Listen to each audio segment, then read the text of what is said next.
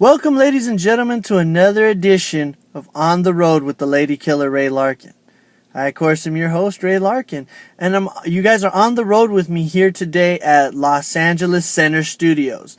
Today I'm going to be filming the TV show Southland, and here's my little pass to show you that I'm not full of shit, so you can pause it any day of the week that you want to show you that I'm actually here. I'm going to be on set with Shaquille O'Neal today. I'm really excited. We got a huge show for you today. I told you in the last show that I was going to have big surprises for you, big interviews, and I'm not disappointing, as always. So, please enjoy the show. Ladies and gentlemen, I actually want to welcome you to a very sad edition of On the Road with the Lady Killer Ray Larkin. I actually was watching Raw, hashtag old school Raw, and I was going to make my usual lame jokes about a lot of the things that I'm seeing right now. As a matter of fact, as I'm watching this episode right now, I'm seeing Titus O'Neil and Cocoa Puffs, a.k.a. Darren Young. And I had so much written down and wanted to share a lot of it with you until I got some unfortunate news via text and via the internet, because all of you guys are actually probably faster, as fast with wrestling news as TMZ. I actually heard that Paul Bearer had passed away, and I noticed the outpour of prayers to his family and everything like that, and I want to send my condolences to his family and people who knew him best.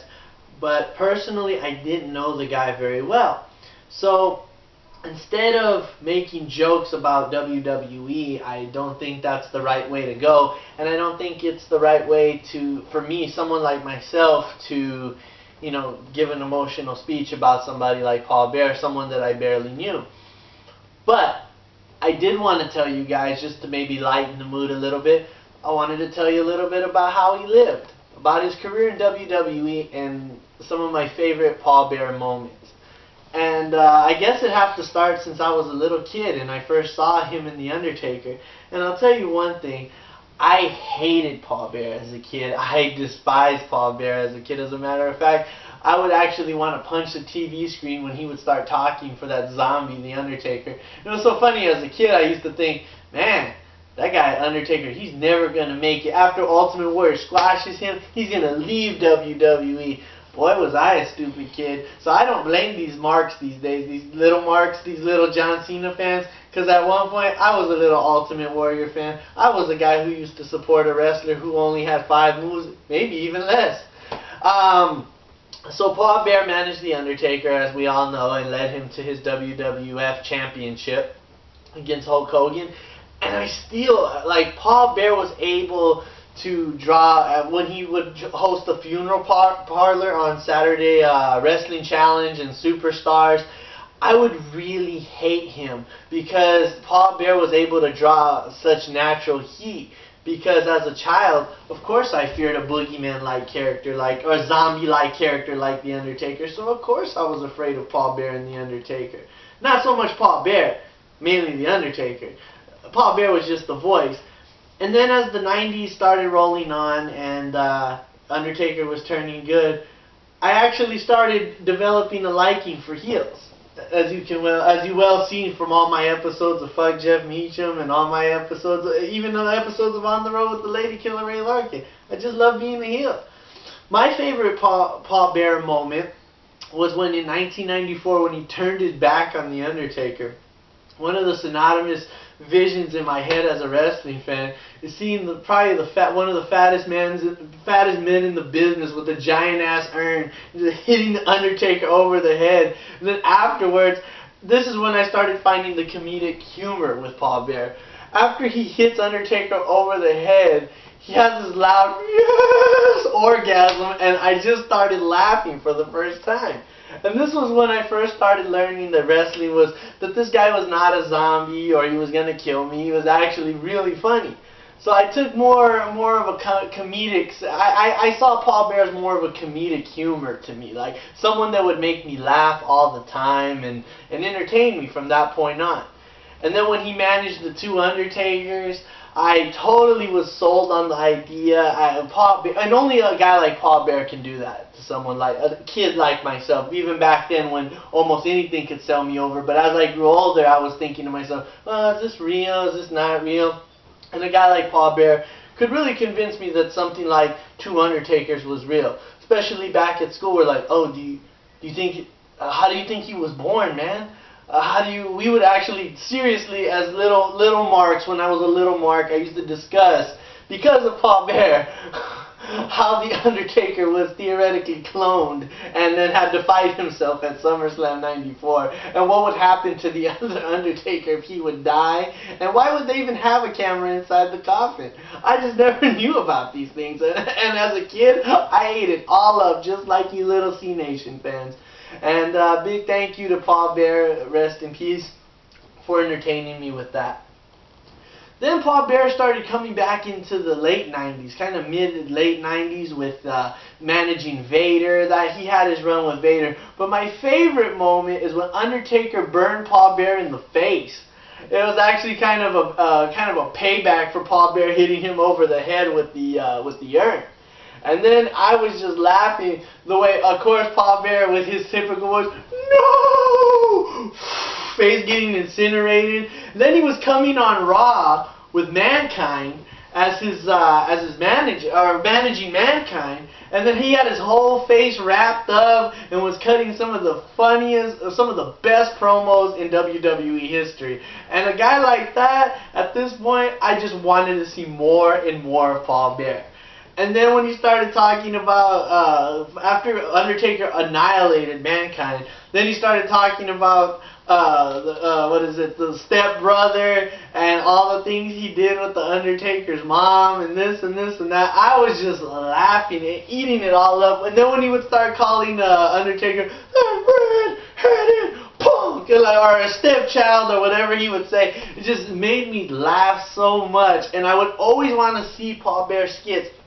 Whether he was in a paternity test with Kane, a DNA test with Kane, and whether he was in some kind of coffin match situation with the Undertaker, or either trying to destroy the Undertaker or trying to be with the Undertaker, even going on to further, when he even came back to manage the Undertaker in 2004, I welcomed him back, as well as you probably did. When we first got the old Undertaker back in 2004, I'm sure when we first heard the "oh yes," I'm sure we were all marking out and happy to see Paul Bear back on the show. And comedically, as only Paul Bear can do it, they eliminated him from the show by burying him in cement.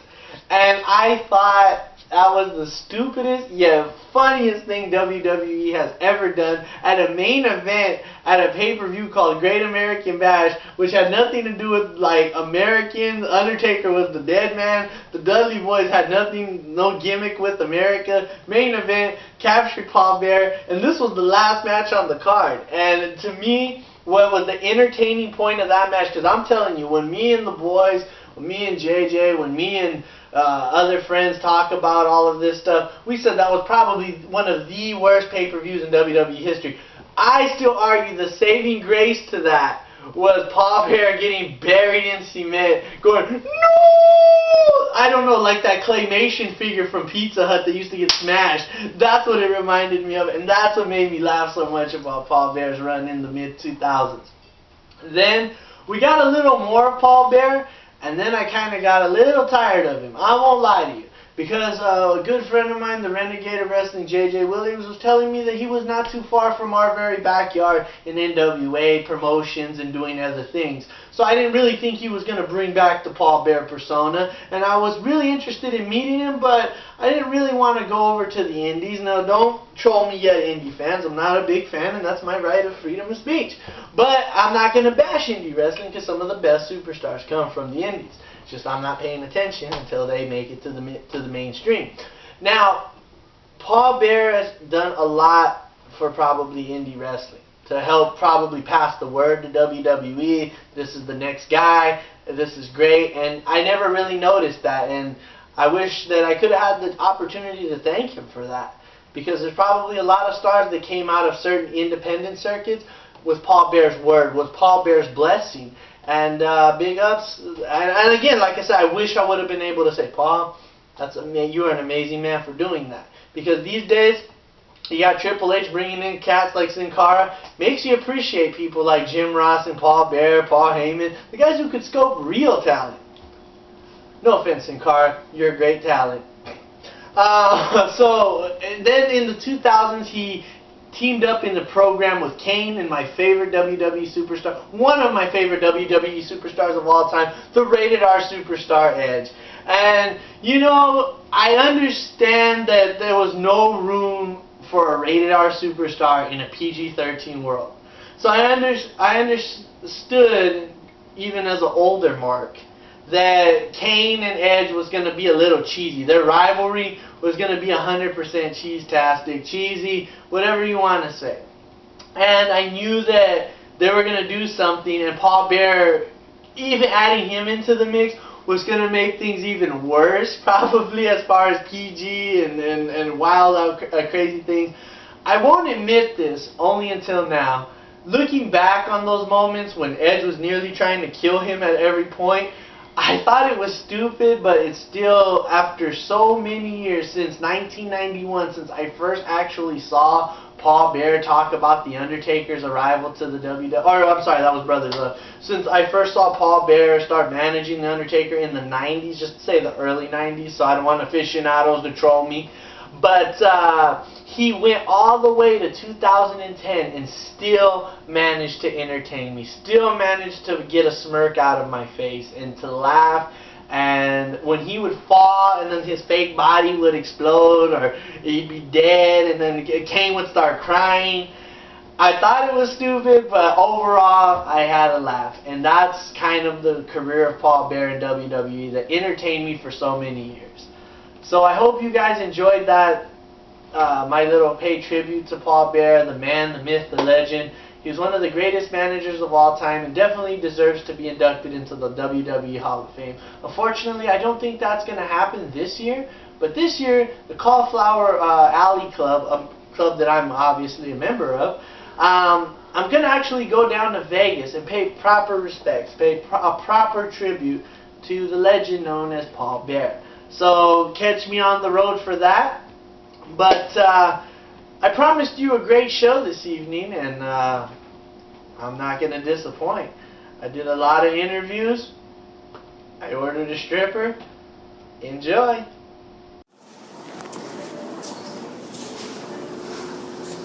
Congratulations on the engagement, man. Thank you. Any idea who's going to be the best man? Obviously. Me and my friend are betting on Morrison. Left-handed. Anyone you know. What's that? Left-handed. Yeah. I'm left-handed. Who's better? Mind if he gets a photo? Yeah, sure. Okay, ready? 1, 2, 3. Got it. Mind if I get a photo, please? Yeah, sure. Yeah. Nice hat, nice shirt. Yeah, that's what I'm gonna try to get in the shot. 1, 2, 3. Oh my goodness, I am a great guy. I really gotta admit. I'm a great guy with a great shirt. I'm sure ladies love a guy who wears two has-beens, one dead guy and one guy who's soon to be dead on his shirt. I know the Paul Bear jokes are too soon, but this is about the Macho Man, and that's not too soon. Actually, I'm getting word from behind the camera. It is actually too soon. Sorry. Okay, are we editing? No, we're not editing. Oh, okay. Okay, we should edit that. No, but anyways, all joking aside, The Miz obviously had little to say, but that's why you watch my show, because I'm going to ask him questions that you guys probably don't have the balls to ask him while you're getting your autographs. I'm trying to ask the wrestlers different things than WWE mailbox or inbox, whatever the hell that show is. That's all kayfabe. I'm trying to ask them reality questions. Really? Now, I actually went to go see the movie Snitch. Now, I don't want to disclose how much I paid to go see the movie. I just know it wasn't the full $10.50 or $13.50, especially seeing as I'd eventually one day run back into The Rock and hope for that money back. But actually, I'd like to show you a little bit about my trip to go watch the movie Snitch and my review. Here it is. Getting ready to go see Snitch starring The Rock, and there's only one way you go see a movie starring The Rock: by wearing some WWE merchandise. Sweet. Alright, getting ready to waste $6. Yes, $6 Tuesdays. I am not paying no $13 to see The Rock, so I'm sorry, Rock. I'm not paying that much. I will pay $6 though. $6 Tuesdays. Wow, there's a picture of The Rock. I've seen more of The Rock right here than I have on actual WWE television. These are facts.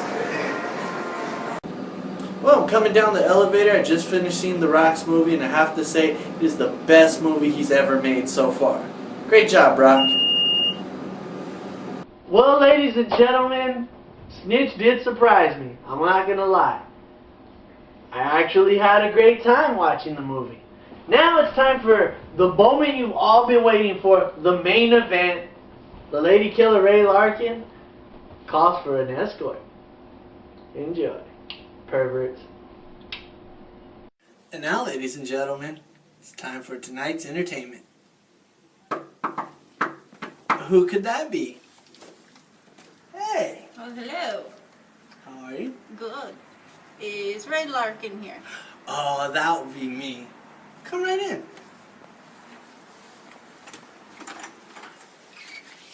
Pretty nice place you have here. Oh, just a huge WWE fan? Have a seat. So, first of all, I just want to tell you thank you for responding to my ad on Craigslist. I didn't think anybody would respond because of my particular needs. So let's negotiate. But before we negotiate price, perhaps I can get you something to drink. Perhaps a beer? Perhaps a beer. Just so happens I have a Corona right here. Oh, thank you very much.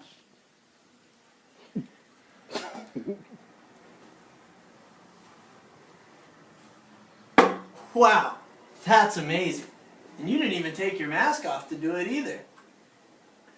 Now, I think this is the part where I'm pretty sure we negotiate some kind of... Yeah, payment. Yeah. Okay, let me just check my finances and then we'll come to an agreement here. Let's see.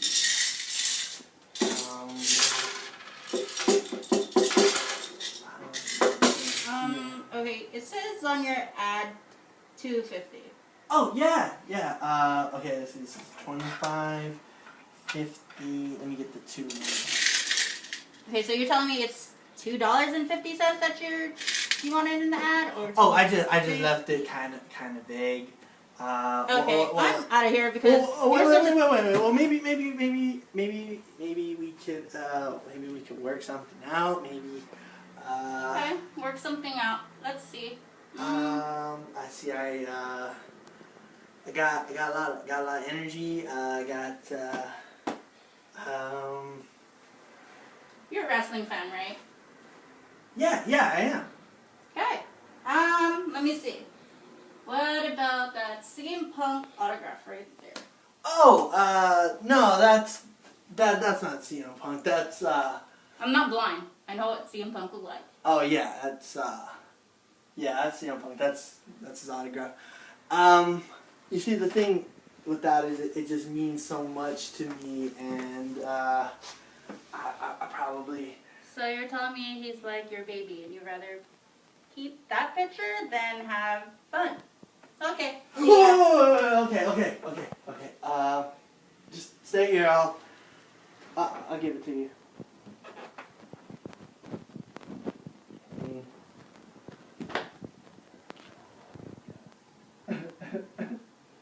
Are you crying? No, I'm not crying. Just so stuffy in here.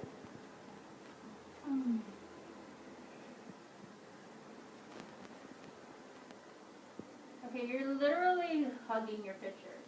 Oh no, I'm just make sure the picture doesn't fall out. Here you go. Okay, you can let go. Let go of CM Punk. I'm sure you will meet him again. You know, Come on, dude. It's for my niece. Come on. it's once in a lifetime. It's just once. Okay. Oh, okay. Wait. Please. All right. Thank you. Well, what about here? The bed. This is always fun. Oh, what are you doing? You can't be on my bed. I rest my head there. You rest your head right here. Well, I pray to Jesus right here, and I just feel comfortable. You know, that's where I pray to Jesus, and I just couldn't do that. Oh, but anywhere else you want to go, it's okay. It's fine. Wherever, you know. Consider this like your second home. My second home. Okay. Yeah. What about up here? Sure. What? Nothing. It's fine. Here, I'll help you out. Okay. You know what? It's not fine. It's not fine. Okay. Just look. I'll tell you what. You come down. We'll find you a spot. And Are these cards? yeah, these are cards written. They're written with love. I'm trying out for a Hallmark card writing business. But yeah, just come on down and we'll. Okay. Oh, let me move this. I promise we'll figure something out. We'll figure something out. I got an idea. This is perfect.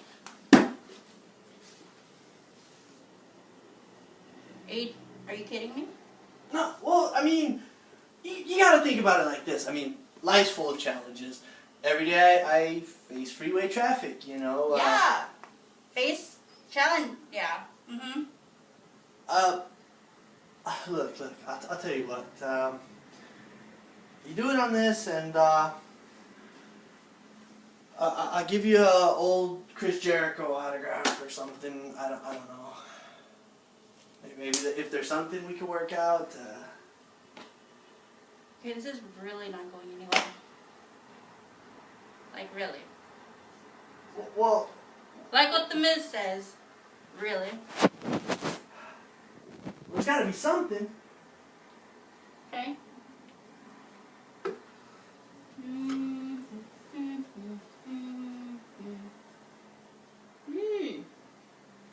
What about this Alberto Del Rio? Oh, Alberto Del Rio. I just couldn't give away something like that. He's the world champ. I couldn't. Okay. So you put an ad up on Craigslist. Yeah.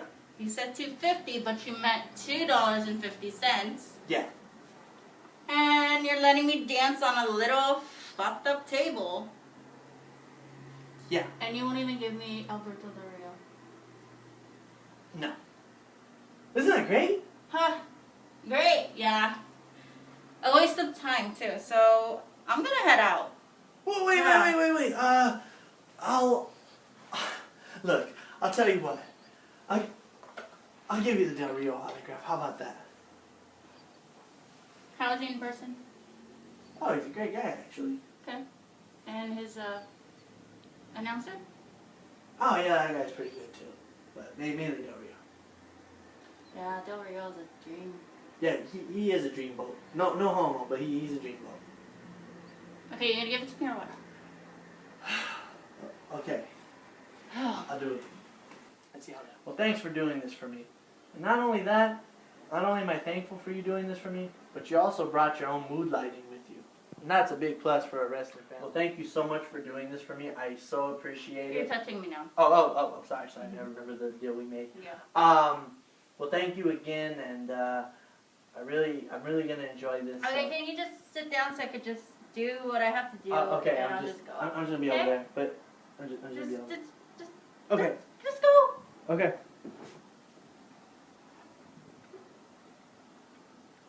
Am I just gonna dance like, you know?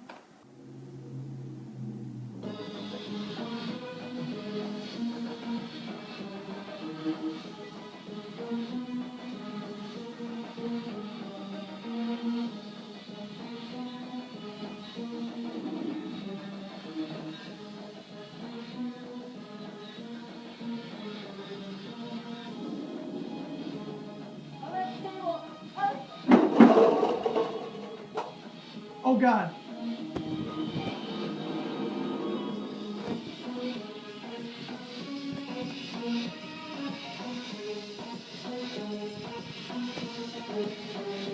You gonna check her pulse?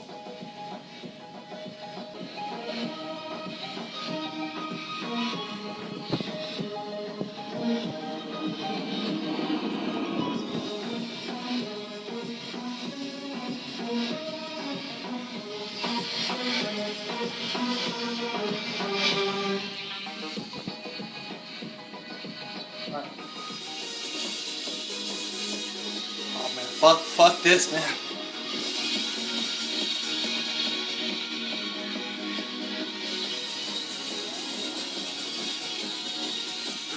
All right. Oh, you're such a trooper. Thanks for sticking through with this. I know you're injured the first time, and thank you for staying with us, and you know, the fans of the show. Okay, dude, just don't talk anymore. I have a really big headache. All right, I'm gonna sit up. I'm gonna sit down. Yeah, you do that. All right. Okay. All right. I'll do this one more time. Hopefully I won't die. No, you won't.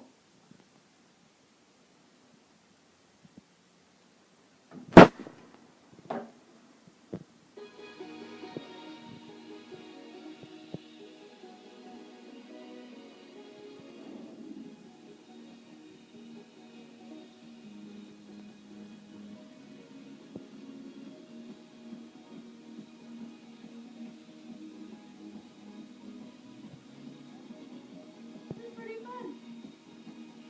Oh wait, shit!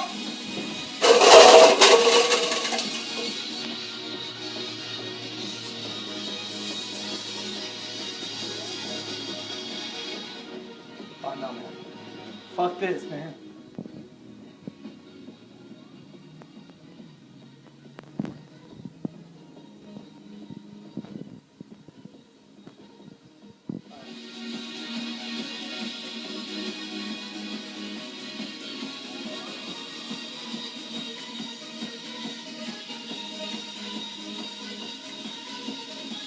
This is pretty cool. Not a bad idea.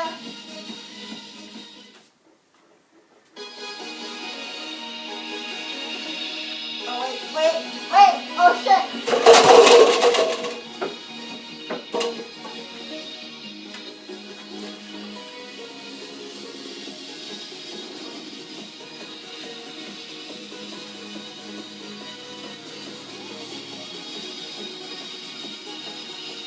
You gonna call the police?